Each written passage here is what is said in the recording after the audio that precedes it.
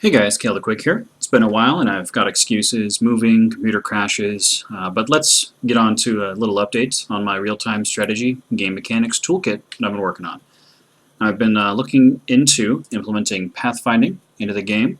I don't think I'll be able to beat the A-star pathfinding project, which seems to be the most full-featured offering on the Unity Asset Store, but I do still want to include something basic so that the game works right out of the box and works properly so that it does all the basic features you'd expect from an RTS. That's kind of the point.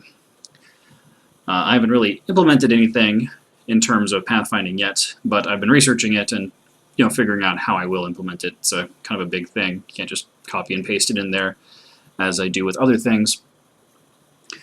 So I've also looked into getting units to feed out of a building in a logical way. Previously the units would always exit to the west. They would always pop out this side, but now they have a waypoint and they pop out to the front of the building that's been set up, and it's part of the building code.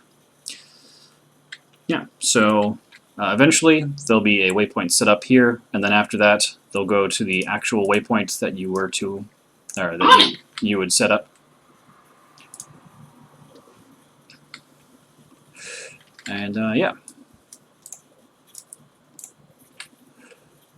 See, he just came over there without going to the exit point first. So I want them to go to the exit point and then to go to the waypoint. And then ideally they'll walk around the building using the pathfinding system that'll be implemented eventually.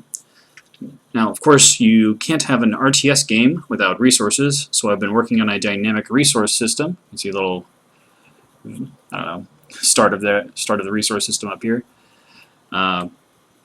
I don't have a lot to show for that in terms of code or functioning stuff, but I do have this little gem right here, which I got carried away with making. It has all the data on it about what resource it is currently, but I can't select it or do anything with it. And I got this cool little placeholder thing that I made here in Blender, which I do like, of course, because I made it, so it's extra special to me. And of course, eventually there'll be dynamic coloring, because I want to make a dynamic resource system, so the color will change dynamically. You'll be able to set it up so the resources, let me see if I can get in over here. Where is it? There it is. It'll have a name, an amount, obviously. If you want it to clear, once it comes down to 0 resources, like trees or something, or maybe in your game you want to have like gold mines stay around so they're always an obstacle, that kind of thing. And then some advanced settings. You could set it up so there's a maximum resource and then it either slowly replenishes the resources up to the maximum, or you can set it so that it's put a negative number in there and make it so the resources will slowly go down. That's kind of the idea there with the dynamic resource system there. And then the individual units will have the data on them about how they harvest the resource.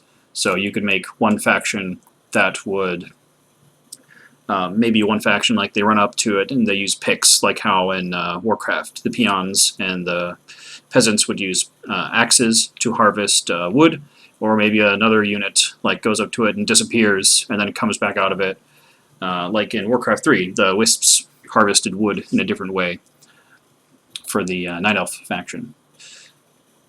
So, not really a lot to show for how long it's been since the previous update. Like I said, got a bunch of excuses, but I'm not going to waste your time with those here. I've got to find some way to get back up onto that horse, and I suppose digging around, making cool little gemstones is what got me back on the horse today. So, if you have any questions, please leave a comment, and of course, if you like and subscribe, I would very much appreciate that. I'm Kale the Quick. Thanks for watching. Don't die.